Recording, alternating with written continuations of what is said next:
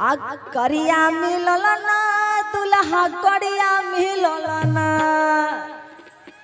सुनिए माही जी, कहिएगा ना करिया मिलेगा तो। कैसा दूल्हा चाहते हैं आप? जैसा मिलेगा वैसे। ओहो मतलब कि हरिया का पेन मिल जाएगा वो भी सही है। रख लेगी मिथिलांचल से है ना, जैसा मिल जाएगा वैसा। सुनिए और कहती है करिया मिलल ना दुल्हा करिया मिलल ना कि खाए भर भर थरिया मर्दा करिया मिलल ना। खाए भर भर थरिया मर्दा करिया मिलल ना। करिया मिलल ना मर्दा करिया मिलल ना।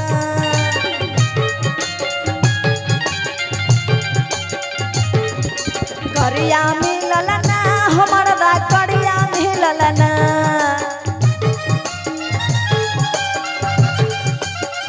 हो खाए भर भर थड़िया मर्दा करिया मिलल ना।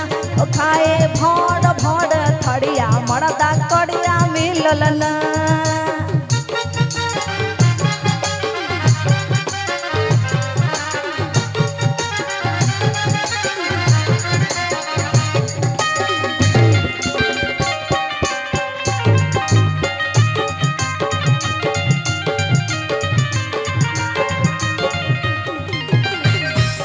और कहती है अपने सहेली से करिया तो करिया और घर में जब से गए हैं सिर्फ हमसे काम ही करवाते रहते हैं भर दिना के और थक जाते हैं रोटी बेलते बेलते सब्जी बनाते बनाते सबका थरिया बर्तन धोते धोते।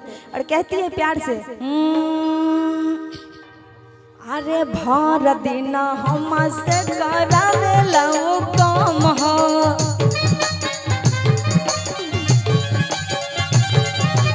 भर दिन हमसे करावेला काम हो।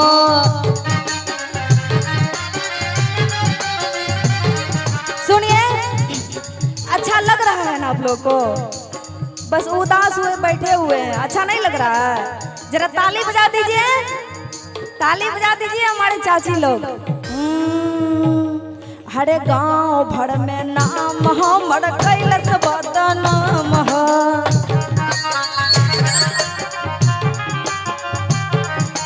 भर दिन हमसे करावेला काम हो।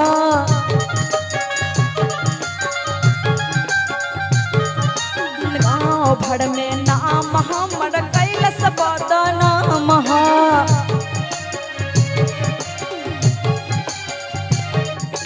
करिया मिलल ना मर्दा करिया मिलल ना।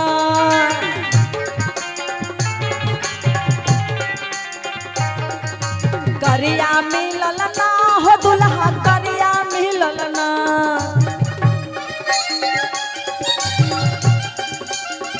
हो खाए भर भर थड़िया मर्दा करिया मिलल ना। खाए भर भर थड़िया मर्दा करिया मिलल ना।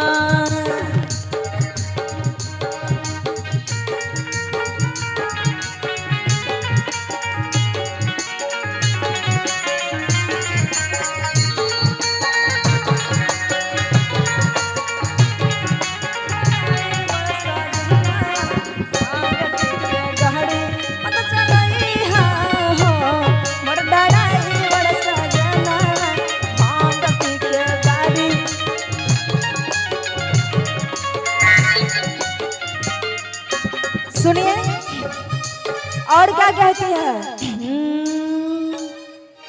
अरे दहेज के चक्कर में पापा को दिहलन बिया हो।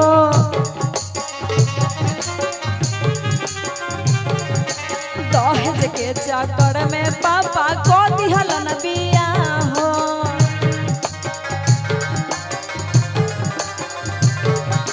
हमारा जिंदगिया के कैलन तबाह हो।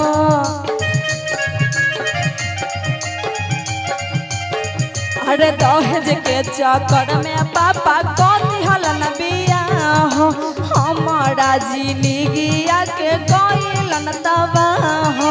करिया मिलल ना हमारा करिया मिलल ना।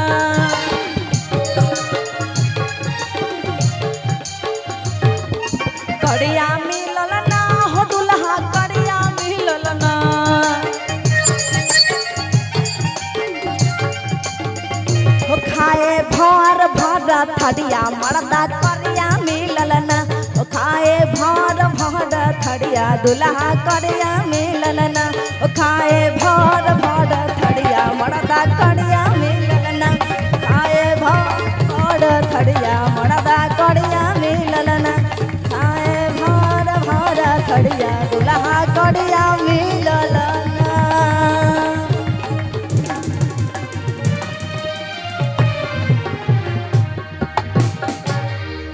की मोन लगे छे ना, मोन लगे छे, अच्छा लगैया ना? नीक लगे है, नहीं लगे छा अच्छा अच्छा लगे छे एकरा सबके। कह चाहब कि प्यार करना है तो खुलायाम करो भैया हो, प्यार करना है तो खुलायाम करो, और हिम्मत नहीं है तो आराम करो, है ना? है हिम्मत? एक जोरदार ताली होनी चाहिए, जोरदार ताली। रोशन किंग जी और इनका कहना है दिल को सुकून मिलता है मुस्कुराने से। क्या बात, दिल को सुकून मिलता है मुस्कुराने से, महफिल में रौनक छा गई उषा यादव को आने से। वह आपके लिए है कि दिल को सुकून मिलता है मुस्कुराने से, महफिल में रौनक छा गई उषा यादव आपको आने से। रोशन किंग जी, और बहुत ही प्यारा सा पुरस्कार 51 रुपए का दिया है, बहुत बहुत धन्यवाद। मजा आ रहा है ना, मिल रहा है ना मजा जी? एक से बढ़कर एक कार्यक्रम, और बारी बारी से सभी कलाकार को आपके समक्ष ला रहे हैं। और साथ ही साथ जब उषा यादव जी और गौरव ठाकुर जी एक साथ आएंगे तो और धमाल होगा।